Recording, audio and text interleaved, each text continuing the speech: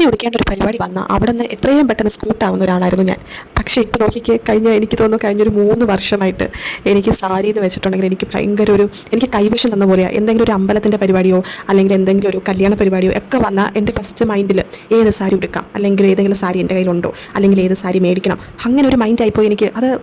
എനിക്ക് തോന്നുന്നു ആ ഒരു എന്താ പറയുക, നമ്മളൊരു ഫെമിനൈൻ അർജ് എന്നൊക്കെ നമ്മൾ പറയത്തില്ലേ ചില ഇതിൽ ക്യാപ്ഷൻ കാണത്തില്ല, അതൊക്കെ ആ ഒരു സാരിയോടുള്ളൊരിത് എനിക്ക് തോന്നുന്നു ഇപ്പോഴാണ് എൻ്റെ പ്രായത്തിൽ എനിക്ക് വരുന്നത്.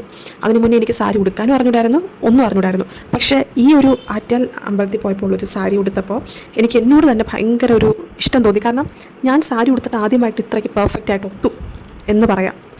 അപ്പോൾ ഇത് ആറ്റാൽ അമ്പലത്തിൽ പോകുന്നൊരു വ്ളോഗാണ്. അപ്പോൾ ഞാൻ റെഡി ആവുന്നതൊക്കെയാണ് അത് കാണിക്കുന്നത്.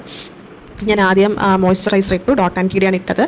പിന്നെ അത് കഴിഞ്ഞിട്ട് ഞാൻ കൺസീലർ ഇട്ടു, അത് കഴിഞ്ഞ് പൗഡർ ഇട്ടു, കോമ്പാക്റ്റ് ഇട്ടു, പിന്നെ ലിപ്സ്റ്റിക് ഇട്ടു, ഐബ്രോ ഫില്ല് ചെയ്തു. ഞാൻ ആദ്യം ഒരു ചെറിയ കുഞ്ഞ് നെക്ലേസ് ആയിട്ടോ ഇട്ടത്. പക്ഷേ എനിക്കത് അത്രയ്ക്ക് സെറ്റായി തോന്നിയില്ല, കഴുത്ത് വീണ്ടും ഒഴിഞ്ഞു കിടക്കുന്ന പോലെ തോന്നി.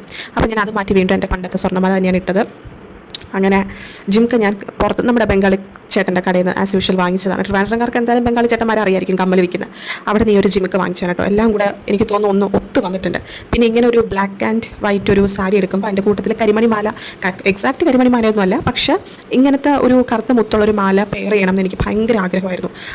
അതും കൂടെ ഞാൻ എങ്ങനെയെങ്കിലുമൊക്കെ സെറ്റാക്കി. പിന്നെ ഒരു പൊട്ടൊക്കെ വെച്ചു.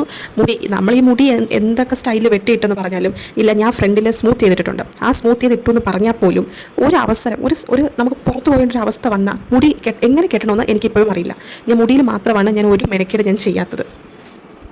അങ്ങനെ അത് കഴിഞ്ഞ് ഞങ്ങൾ അമ്പലത്തിൽ 5 മണിക്കാണ് കേട്ടോ വൈകിട്ട് നട തുറപ്പ്. പക്ഷേ ഞങ്ങളവിടെ ഓൾമോസ്റ്റ് ഒരു 4:15 അതുകൊണ്ട് തന്നെ അത്രയ്ക്ക് ക്യൂ ഇല്ലായിരുന്നു. പിന്നെ വർക്കിംഗ് ഡേ ആയതുകൊണ്ട് ക്യൂ ഉണ്ടായിരുന്നെങ്കിലും നമുക്ക് വലിയ ക്ഷീണമില്ലാത്തൊരു ക്യൂ. അങ്ങനെ അത് കഴിഞ്ഞ് നാരങ്ങ വിളക്കൊക്കെ കത്തിച്ചു. ആ ഒരു വൈബിൽ നിന്നപ്പോഴാണ് കേട്ടോ ഒരു യമണ്ടൻ മഴ. അതൊരു ആവശ്യമില്ലാത്തൊരു കുളം കലക്കാനായിട്ടൊരു മഴ. എന്ന് വെച്ചാൽ എന്താ പറയുക, ഇപ്പോൾ നമ്മൾ ഒരു 15 മിനിറ്റ് ആ മഴ ഉണ്ടായിരുന്നുള്ളൂ. പക്ഷേ ആ 15 മിനിറ്റ് നല്ല രീതിക്ക് ആ പ്രദേശം മൊത്തം ചെളി ഒരു പരിവുമായിട്ടുണ്ട്. ഞാനാണെങ്കിൽ വെള്ള സാരി എടുത്തുകൊണ്ട് പിന്നെ പറയണ്ടല്ലോ. അങ്ങനെ അതെല്ലാം കഴിഞ്ഞ് ഞങ്ങൾ കുറച്ച് സ്ട്രീറ്റ് ഫുഡ്, അവിടുത്തെ ഫുഡൊക്കെ കഴിച്ച് പിന്നെ അവിടെ നിന്ന് ഇറങ്ങി.